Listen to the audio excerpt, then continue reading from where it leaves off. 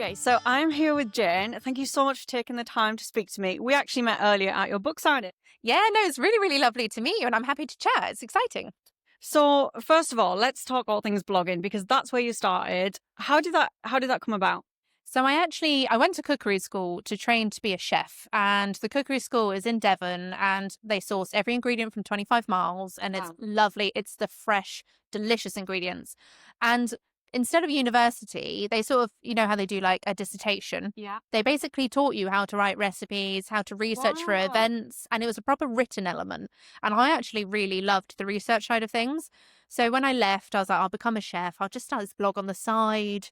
Very quickly, the blog became very more my interest. It was exciting. It was fun doing what I wanted. Yeah. And here I am 10 years later. And it's fair to say you've got quite a few followers on social media. How has that been and what's it been like to connect with people and share what you love with them? It is probably the most magical thing. Like, even like coming to the show today to like meet people and how far people can travel sometimes and the love that they give to me is just magical. And I'm like, why do you like me? Like, why do you love me? And I'm like, oh, but it's such a compliment because people get so excited. And like, I've been to these shows before, excited to meet other chefs. And it's so nice to now be in this side of it and be like, oh, yay, baking. Oh, I love that. And you've been in the big kitchen today. So what have you been making and why should people come to the show? Yes. So I always do fun bakes that are usually quite seasonal. So today we did lemon and blueberry blondies and a summer berry drizzle cake. So it was using like the fresh strawberries that you can pick now.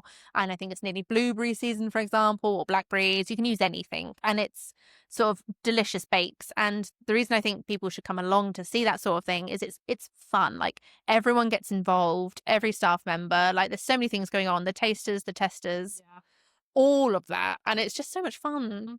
And do you think it's important to use seasonal produce, especially throughout the year? I think we're so kind of attuned to having everything available to us all year round. Do you think we should be supporting, British farmers and kind of backing local produce?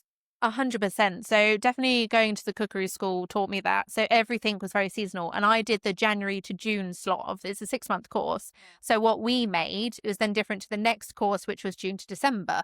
And again, it's all sourced locally. And like I have a pick your own farm near me where I'll go buy the strawberries, raspberries at the minute.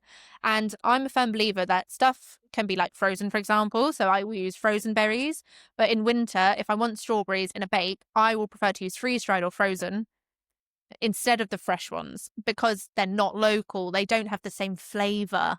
And I love fresh local produce so much more. Vegetables, everything is just so much better in season.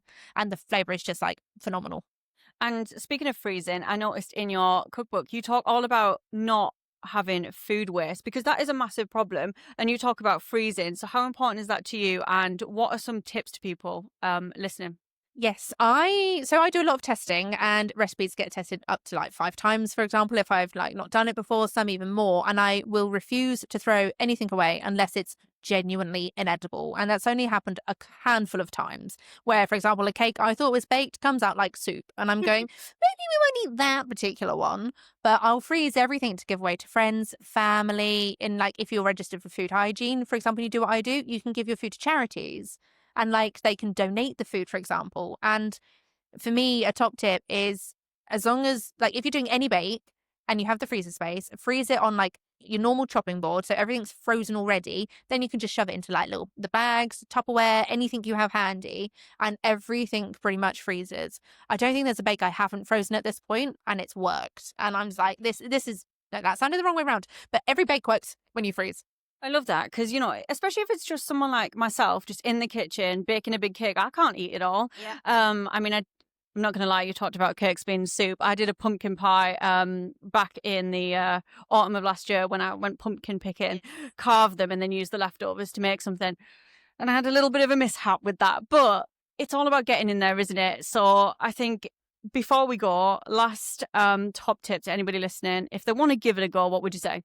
So if they want to give baking a go, I would say do something that you love, no matter how simple it is. If you're new to baking, honestly, just make the favorite thing that you want to eat, or just try your basic cake, because if you make it yourself, it's so much better. Like than like a shop bought one, for example, which has all the additives and stuff. Like a simple sponge is only 4 ingredients, and you can add fresh berries on it for summer, for example, and it would be absolutely great.